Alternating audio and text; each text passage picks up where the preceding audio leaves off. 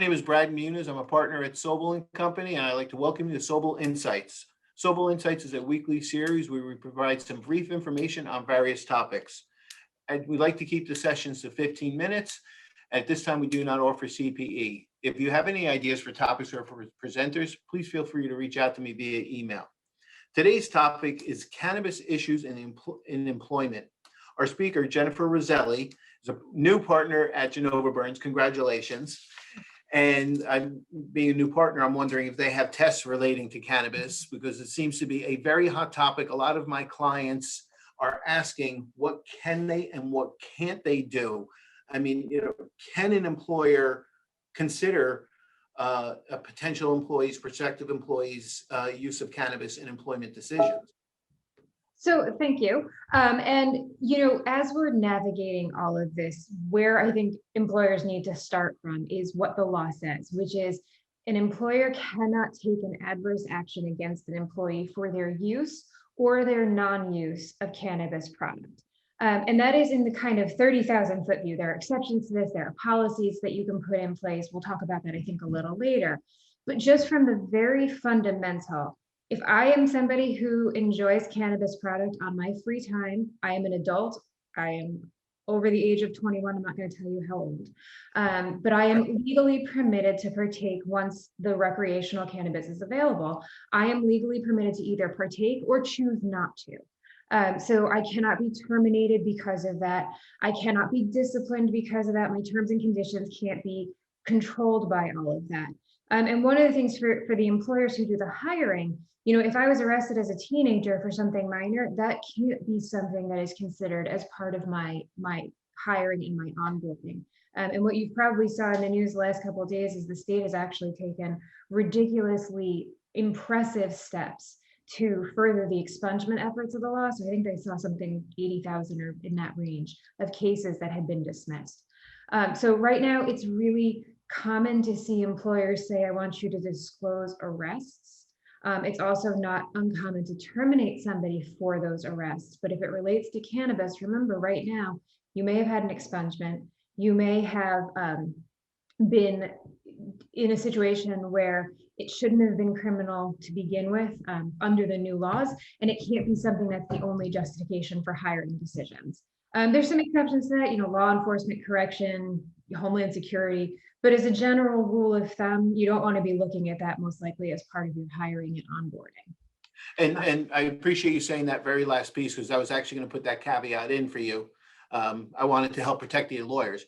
That you did say in the opening, this is a 30,000 foot view. And if somebody is considering certain things, they should talk with an attorney, because you're giving the general exception and the general rule. There are exceptions to it. So make sure you talk with Genova Burns about this, because this is a very sensitive, not just cannabis, any employment matters are sensitive areas. Talk to somebody at any time.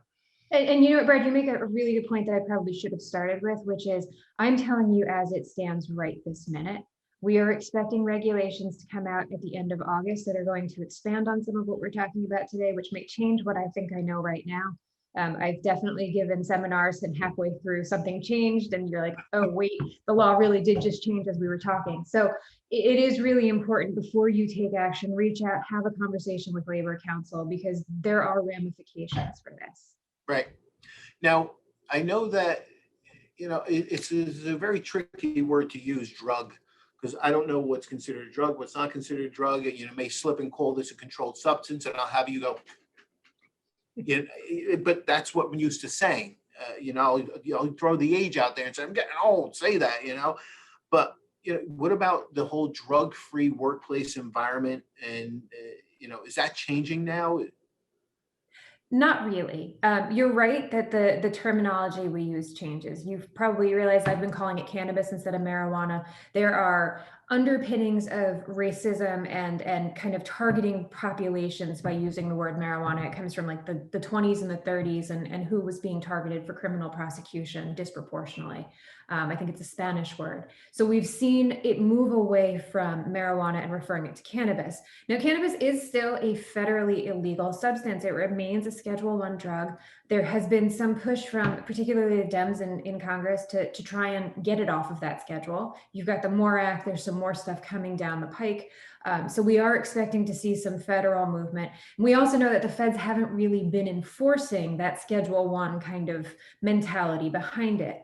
So for my workplace, I need to have a policy that is very clear. You absolutely, as an employer, can say you may not get high at work.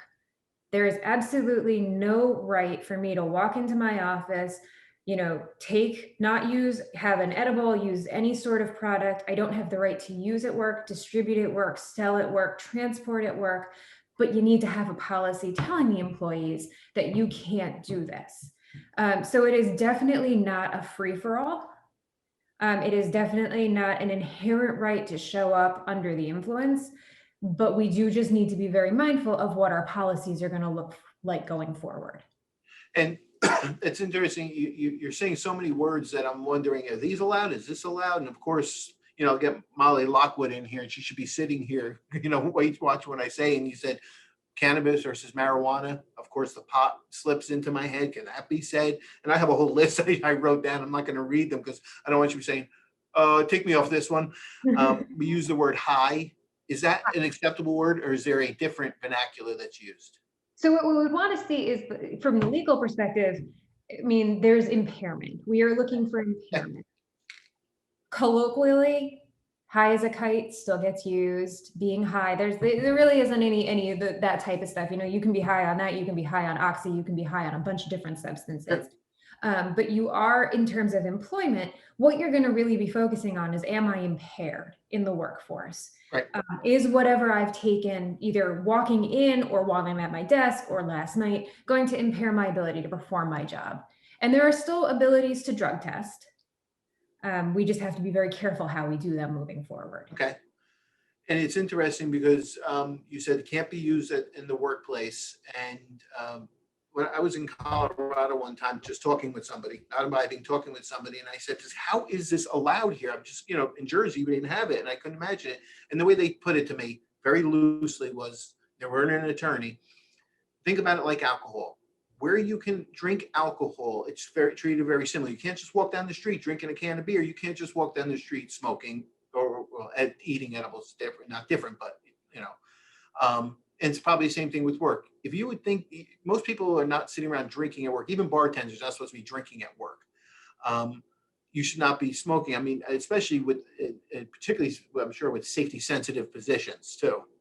So let's take that in a couple of different steps. So you shouldn't be using at work is a very fair statement. But you're also incredibly right that in some ways, cannabis right now is just like a bottle of wine. I'm at home right now. My workday ends. I can have a bottle of wine tonight. There's nothing illegal about that. I can go to work tomorrow, having had a bottle of wine tonight, feeling miserable. But there's nothing about that my employer can do because I'm not showing a sign of impairment. It's my time. So the decision I made last night isn't something they can use. Now, when I'm in a safety sensitive position, things get a little bit more wonky. That's a legal phrase. So we've got a couple of different things that we need to think about because there's nothing written into the statute that gives you the express exception for your safety sensitive positions. Where you can see some allowances for saying you may never even use on your off time is maybe under DOT transportation rules. So my CDL holder who is prohibited from performing certain job duties if they test positive, sure, this law doesn't change that fact. But my mechanic who doesn't hold a CDL, who happens to enjoy partaking, that's a much different discussion that you need to be having. And again, some of it depends on your policies. Some of it depends on if you're a union shop. I'm imagining most of my listeners right now aren't. But we're going to be seeing all of that evolve, particularly because we're still waiting for those regs. So the regs may fill in some of the blanks. They may give us some more guidance. They may kind of give us what does it mean when the federal law says one thing and the state law says another. We're just going to have that one we're going to have to wait and see on. So you hear a lot of talk about the word recreational, and are the regulations different for medical cannabis? From an employment standpoint, I would say absolutely. Because when I walk into my office and I hand my boss a card that says I'm a patient in the medical marijuana program, I've now flagged something completely different. I have now told you that I am a disabled individual who is probably qualified to perform my job with or without a reasonable accommodation. And that changes my discussion. It's not just that I went home or I went out or I went to a concert and I was having fun. It is there is an underlying disability that you as the employer now need to accommodate. And we've seen the courts start to grapple with this and say, you treat it like every other disability. You engage in what they call the interactive process. You have the back and forth and say, you know, what accommodations can we do? What do you need? And then you decide what is or isn't reasonable. Medical gives an extra layer of protection in that sense. But the rec bill in some ways is broader because I can use it just cause. It's the employment requirements from the employer side that will change. Okay, interesting. Because you just always hear the differentiation. Everybody makes sure they say medical or recreational. And I think some of that's probably still the not wanting to look in a professional setting. You want to clarify it's a medicine as opposed to I drink too much. So I think you're seeing some of that, although I think as time moves on, it's going to become less of an issue. But the medical really does create an avenue for employees to say, hey, I have a problem and I need you to help me because of this condition. And I can do my job. I just need you to help me by giving me this. The rec is going to be more, I just want to do this or I don't. Okay. So at this point, if you had to kind of give somebody just one last parting piece of guidance, what should they be doing now? Get ready. And I say that kind of tongue in cheek. Right now, you should be looking at your policies. You should be deciding what you think about cannabis.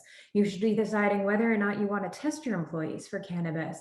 You should be looking at how those new drug testing procedures are going to work because it's now a two-point factor. You've got the scientific test, and then you've got the eyes on me test, where somebody's looking to decide whether or not I show impairment or getting high. So you want to start having that policy consideration internally because once those regs go into effect, you are on the hook to do it. Right now, the law is in effect, but not operational. It's kind of an odd dichotomy limbo that we're sitting in. But as soon as they come out, that switches, the light switch changes, and we are now obligated before we send somebody for a drug test to realize it's 2 steps. Before we make a decision on employment, it's 2 steps. And whether or not we can get the result we want based on what we've done. So if that's me, that's what I would say. No, that's great advice. I really appreciate that because as you're saying, it's not in effect yet, but when it does come into effect, you know, the second it comes into effect, you're going to have questions from people saying, well, what can I do? What can I do? And, oh, well, wait a second, we're going to come out with something. Well, I'm going to go smoking this afternoon or whatever I'm going to do this afternoon. Well, I'd hold off. Well, no, I have the legal right to. So just get ahead of it. So when it comes out, you're ready. Work with somebody like you who's on top of the law and the regulations. I know that the way your firm follows the regulations and or the legislation. Work with somebody like that that is on top of it. So even if you don't have the documentation in place, but you're moving it along, and when the switch does flip, you can just have your information and be able to say to employees, here's our position after talking with our attorney. So I appreciate that. That's the safest spot to be in. Great. Understanding it's all going to change. So can we start this over? Because it probably changed from your opening. Yeah, no, if I just switch to the news, it'll be totally different now. You're going to sit there and be sending me emails. Don't send that out. It's completely different law. So if you didn't hear from the beginning, I'm going to say it one more time. This was 30,000 foot view. Labor in and of itself is a very technical area. Cannabis is new, so it's burgeoning, and we're trying to figure it out within this state.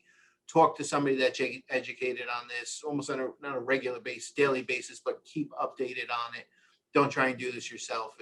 You're just going to have a lot of problems. So, Jennifer, I want to thank you very much for the presentation. I want to congratulate you again on becoming partner.